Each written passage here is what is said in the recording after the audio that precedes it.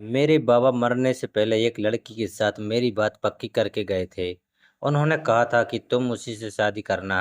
वह बहुत अच्छी है पर मैं उससे शादी नहीं करना चाहता था, जिसको जानता नहीं था। उस लड़की का नाम माया था। जब मैंने उसे देखा तो हैरान रह गया।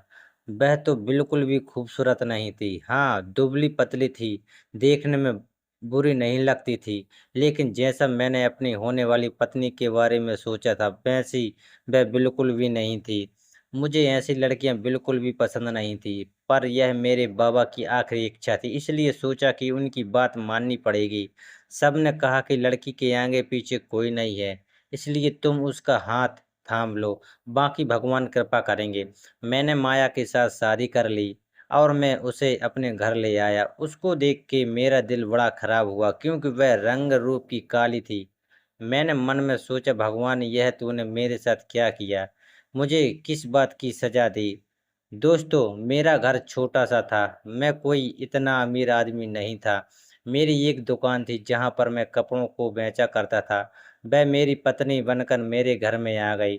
मेरा मन उसकी तरफ नहीं लग रहा था। मैंने उसको अपने मन से पत्नी नहीं माना था, इसलिए मैं उससे थोड़ा कटा-कटा सा था, लेकिन उसे भी इस बात से कोई दिक्कत नहीं था। वैसे वह दिल की बहुत अच्छी मालूम होती थी। आते ही उसने सारे घर को सँभाल लिया और रोज़ मेरे लिए खाना भी बनाती थी। सुबह मैं अपनी दुकान पर जाने लगा तो मेरे लिए टिफ़िन पहले से तैयार था, लेकिन उसने टिफ़िन के साथ मुझे कुछ और भी दिया। मैंने देखा तो यह छोटी-सी डिबिया थी। मैंने कहा कि यह क्या है? तो उसने कहा कि इसको तुम अपनी जेब में रखना, इससे तुम बहुत जल्दी अमीर हो जाओगे। इस बात पर मैं उस पर हँसने लगा, पर वह बिल्कुल भी नहीं हँस रही थी। उसने कहा कि बस तुम इसको अपनी जेब में रखना और देखते जाना तुम पर कैसे रुपए की बारिश होगी। मैंने उससे कहा कि यह क्या मज़ाक है? तो कहने लगी कि जब तुम पर रुपयों की बारिश होगी तब तुम्हें पता चलेगा कि यह मज़ाक नहीं है और फिर हमें ज़रूरत भी है पैसों की। मैं हाथ से कपड़े नहीं धो सकती, मशीन भी लेनी है और फ्रिज भी। दिल ही दिल में सोचने लगा कि यहाँ मेरे पास ज़हर खाने के पैसे नहीं हैं और इसने आते ही इतनी बड़ी-बड़ी चीज़ों के नाम ले लिए। पर मेरे पास उससे बहस करने का वक़्त नहीं था, तो सोचा कि बस दुकान चलता हूँ, फिर देखता हूँ कैसे होती है पैसों की बारिश। मैंने यह डिब्बी अपनी जेब में तो रख ली, लेकिन अभी भी इस बात पर हँस रहा था कि मेरी पत्नी कैसी बातें कर रही थी। इस छोटी-सी डिब्बी में ऐसा कौन-सा चमत्कार था कि यह मुझे अमीर कर सकती थी? पर मैं यह सोच रहा था कि मेरी पत्नी को मेरे साथ यह मज़ाक करने की क्या ज़रूरत थी? क्या वह मेरा मज़ाक बना रही थी? मैं अपनी दुकान में जाकर बैठ गया। वैसे आजकल ग्राहकों की बड़ी कमी थी, ज़्यादा ग्राहक नहीं आ रहे थे, पर आज सुबह से ही ग्राहक आने लगे। मैं हैरान हुआ कि आज तो बड़ी बात है। देखते ही देखते मेरी दुकान पर माल की सेल होने लगी और आज इतनी ज़्यादा सेल हुई, जितनी पिछले 3-4 महीने में नहीं हुई थी। कहीं यह सब उस डिबिया का कमाल तो नहीं था, जैसा मेरी पत्नी ने कहा था।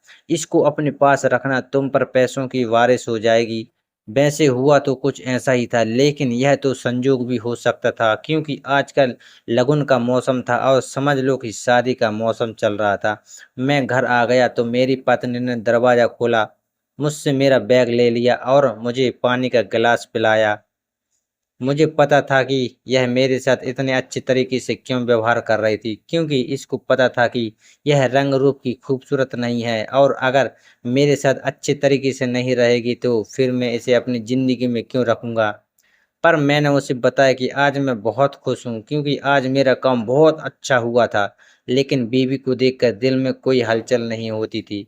वह सारे घर के काम कर लेती थी और खाना भी अच्छा बना देती थी। लेकिन वह बाथरूम में बहुत समय लगाती थी। एकदम बाथरूम में चली जाती तो ऐसा लगता कि अंदर ही सो गई है। उसे आवाज़ देकर बुलाना पड़ता था।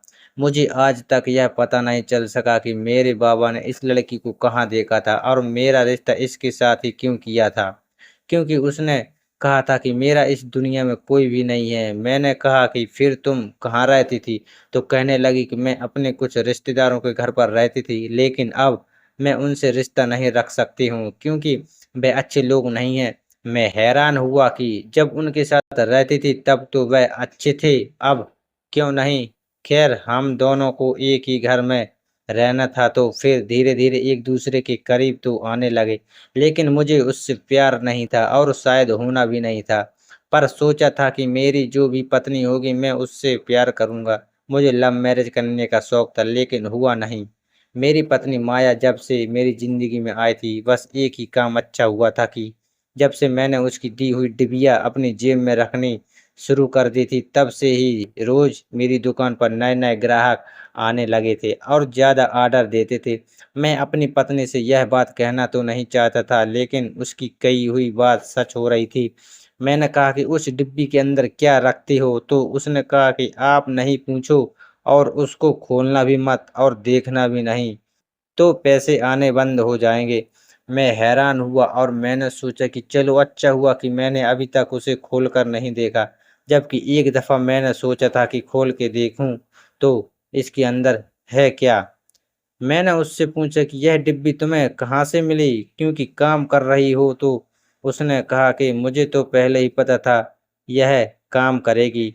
ऐसा तो हो ही नहीं सकता कि काम नहीं करती। मैंने उससे बातों-बातों में कहा कि तुम पूरा दिन घर पर बोर नहीं हो जाती हो? तुम्हारे कोई तो रिश्तेदार होंगे, किसी दिन उनके घर चलेंगे। हालाँकि मैंने उसे पहली दफ़ा ही कहा था कि लेकिन वह इस बात पर इस तरह से गुस्सा करने लगी कि जैसे मैं रोज़ यही बात करता हूँ। उसने कहा कि आपको मेरे रिश्तेदारों की इतनी ज़्यादा फ़िक्र क्यों है? कोई नहीं है मेरा इस दुनिया में, अकेली हूँ मैं। कितनी दफ़ा कहूँ आपको?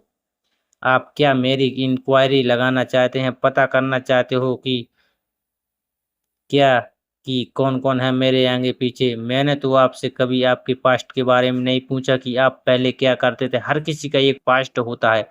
मैंने तो उसके बारे में आपसे सवाल नहीं किया, फिर आप क्यों कर रहे हैं? उसने तो मुझे चुप करवा दिया। मेरे पास अब बोलने के लिए कोई बात ही नहीं थी। मैंने कहा कि मैं तो ऐसे ही कह रहा था कि तुम अकेली हो। उसने कहा कि बच्चा हो जाएगा तो अकेली नहीं रहूँगी। इस बात पर मैंने अपना मुँह बंद कर लिया क्योंकि बच्चा तो हमारे यहाँ तब होता है ना जब हम उसके साथ सही तरीके से रहते हों। मुझे तो अच्छा मुझे तो अच्छी नहीं लगती थी, उसका मुँह बहुत ही ज़्यादा काला था। मैंने सोचा कि इसके लिए कोई ऐसी क्रीम लेकर आता हूँ जो इसे मुँह पर लगाए तो थोड़ी गोरी हो जाए। हर किसी को सुंदर पत्नी ही चाहिए होती है। अगर मैं यह चाहता था कि मेरी पत्नी सुंदर हो तो इसमें कोई ऐसी बात तो नहीं थी। फिर वह अपना ख़्याल भी तो नहीं रखती थी। मेरे लिए श्रृंगार भी नहीं करती थी, सजती-संवरती भी नहीं थी। मैं उसे कहता था कि मेरे लिए तो थोड़ा तैयार हो जाया करो, तो कहती थी कि पूरे दिन में इतने काम होते हैं कि तैयार होकर काम नहीं कर सकती। मैं उससे दूर-दूर रहता था और अब तो मेरा काम इतना बढ़ गया था कि मेरे पास वैसे ही वक़्त नहीं था। एक दिन हम लोग साथ बैठे थे, तो मैंने मज़ाक में उसे एक बात कह दी, पर मुझे नहीं पता था कि वह इस बात को इतना ज़्यादा संजीदा ले लेगी और गुस्सा हो जाएगी। मैंने उसे कहा कि तुमने यह जो डिबिया मुझे दी है, इसकी वजह से वाक़ई पैसे आ रहे हैं। अब मुझे कोई ऐसी डिब्बी दो कि जिसकी वजह से मैं दूसरी शादी कर लूँ। मैंने यह बात की और मैं हँसने लगा, पर यह देखकर तो हैरान रह गया कि मेरी बीवी उठकर कहीं चली गई। ऐसे गई जैसे कोई चीज़ लेने के लिए गई है, लेकिन वापस ही नहीं आ रही थी। मुझे लगा कि नाराज़ हो गई है।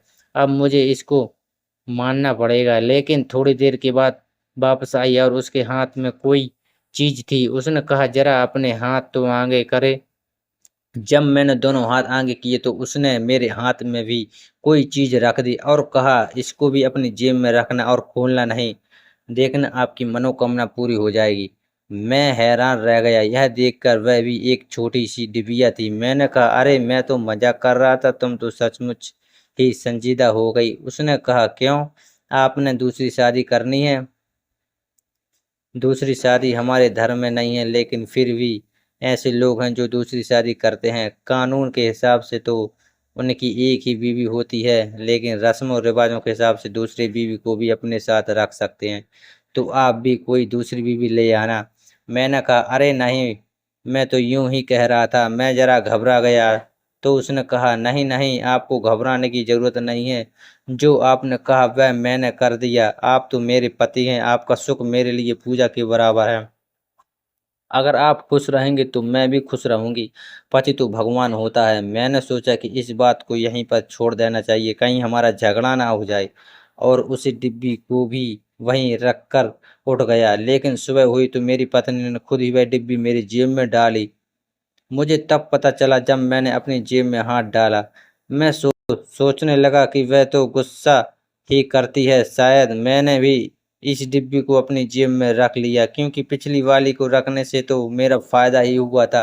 क्या पता कुछ ऐसा हो जाता कि मुझे वाकई पता चल जाता कि मेरी बीवी कुछ न कुछ जरूर कर रही है, क्योंकि मैं अब भी हैरान था यह सब कुछ हो कैसे रहा था।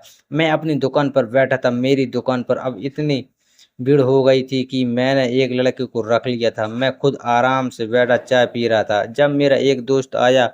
उसका नाम आकाश था। वह बहुत अच्छा इंसान था।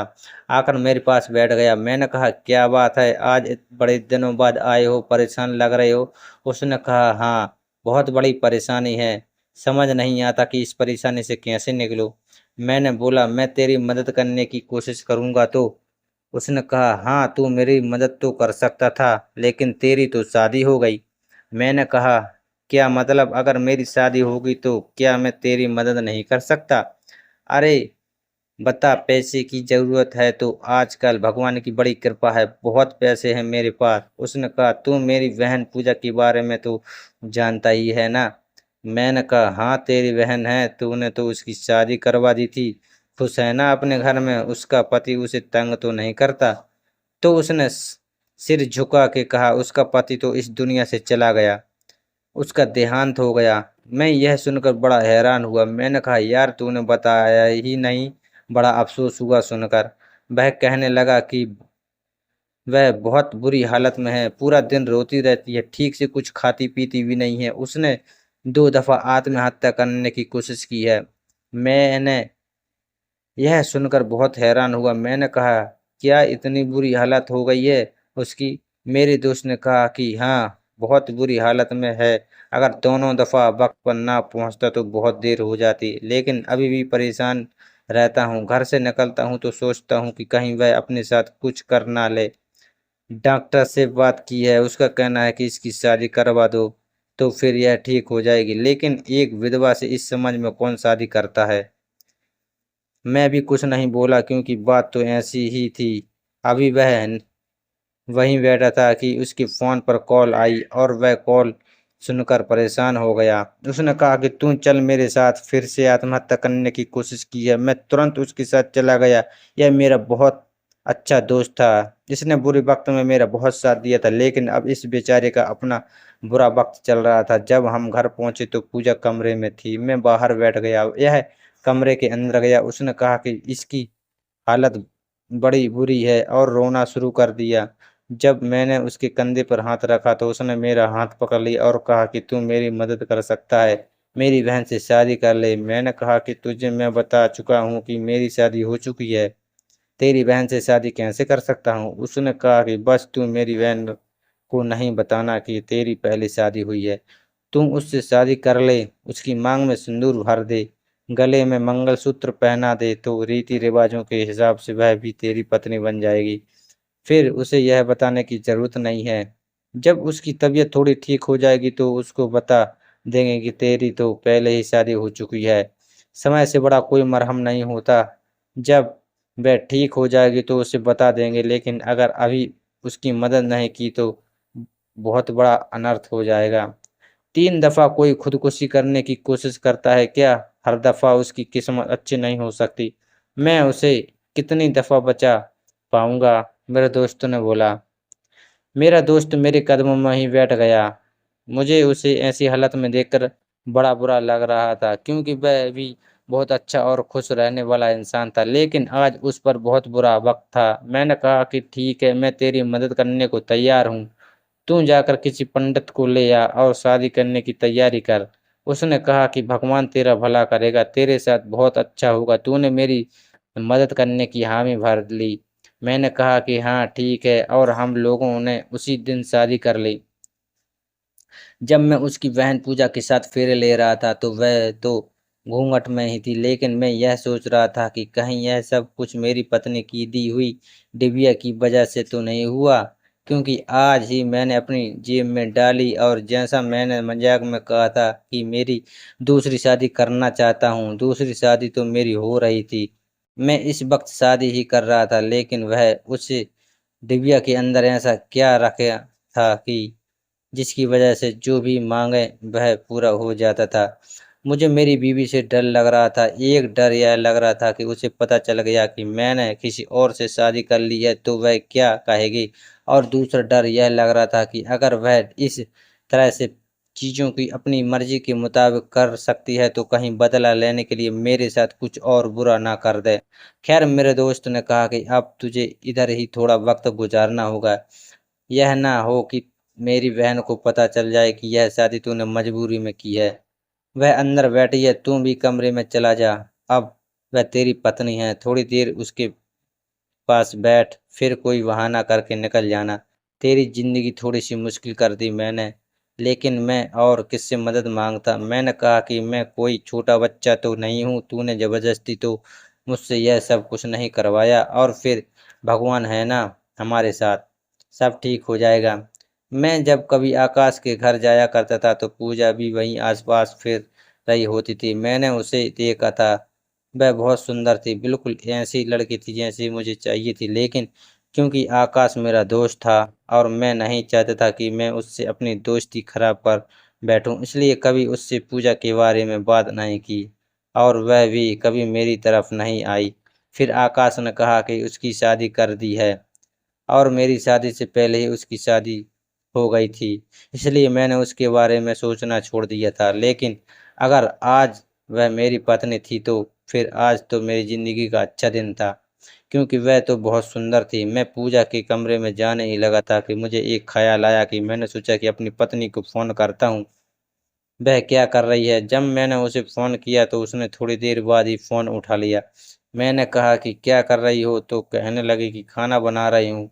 आप कब तक आएंगे? मैंने कहा कि आज मुझे थोड़ी देर हो जाएगी, दुकान में काम बहुत ज़्यादा है। तो उसने कहा कि कोई बात नहीं, पर रात का खाना हम एक साथ ही खाएंगे।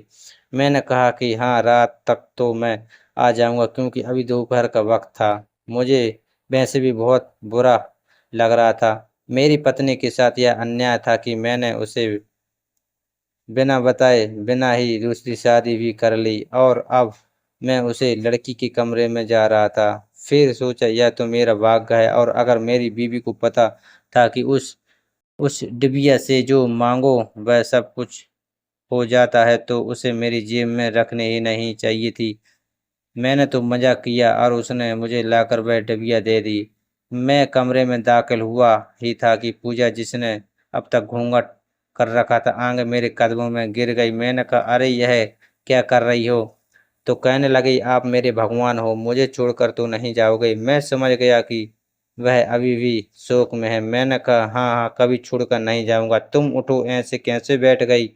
मैंने उसे पकड़ के बिस्तर पर बैठा दिया। मैंने कहा, देखो तुमने अपना क्या हाल कर लिया है, पर अब मैं हूं ना, सब कुछ ठीक हो जाएगा। उसने कहा, हाँ मुझे पता है कि अब आप हैं तो सब ठीक हो जाएगा। मैंने उसकी बाजू देखी, बहुत गोरी थी। अभी मुझे उसकी बाजू ही नजर आ रही थी, साथ ही मुझे मेरी बीवी का ख्याल आया जिसकी बाजू बहुत ही काली थी। मैंने अपने दिल में कहा, हे भगवान, तूने मुझ पर कृपा की है, पर बहुत अच्छा किया है। यह लड़की तो बहुत ज़्यादा खूबसूरत और गोरी गोरी सी थी। मैं उसके सामने बैठ गया और मैंने कहा, क्या मैं तुम्हारा घूंघट उठा लूं? मैं इसलिए पूछ रहा था क्योंकि वह थोड़ी सी परेशान थी। अभी अभी उसने आत्महत्या करने की कोशिश की थी, इसलिए मैंने पूछ लिया। उसने कहा, हाँ क्यों नहीं। और जैसे ही मैंने उसका घूंघट उठाया तो ऐसा लगा कि मेरे पैरों तले धरती ही खिसक गई। दोस्तों, यह कहानी का पहला चैप्टर था। अगला चैप्टर दूसरे दिन आएगा। आगे की कहानी बहुत ही ज़्यादा इंटरेस्टिंग है। उस दूसरे चैप्टर को ज़रूर सुनना। कहानी सुनने के लिए आप सभी का बहुत बहुत धन्यवाद।